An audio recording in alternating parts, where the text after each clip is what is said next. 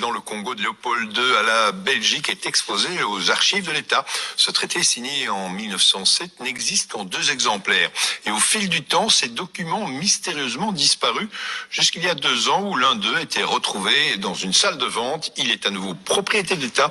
François Andréolitti, Stéphanie Merken, Patrick Michal et Françoise Barré. Sous nos yeux curieux, un document authentique, rare, sur du papier de chiffon. L'écriture à la plume est calligraphiée avec soin, une habitude pour donner toute la solennité à ce document de 5 pages. Voyez ces 12 signatures officielles de ministres et secrétaires généraux, 12 sceaux à la cire, tous reliés par les couleurs de la Belgique. Ce traité de 1907 est celui qui cède le Congo de Léopold II à la Belgique. Un peu comme s'il vendait sa maison ou son château. Ici, il s'agit de l'État indépendant du Congo, donc un territoire qui fait 50 fois la Belgique. Et donc, par un document de 5 pages, il cède la totale propriété à l'État belge.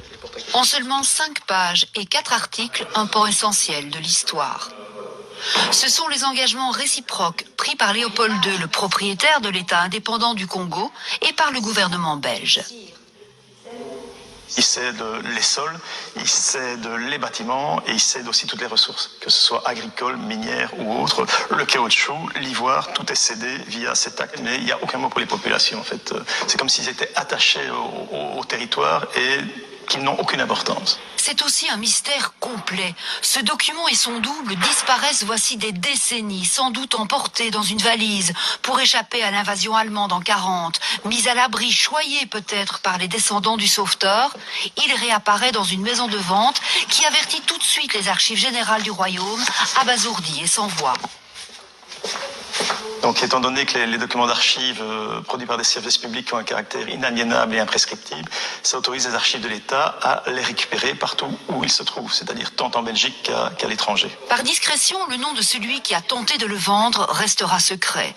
Ce document est aujourd'hui aux archives générales du royaume, parmi les 15 kilomètres d'archives des périodes coloniales. Tout le monde peut le voir, il est exposé jusqu'en décembre à la salle de lecture. Une page d'histoire à présent, le traité, c'est dans le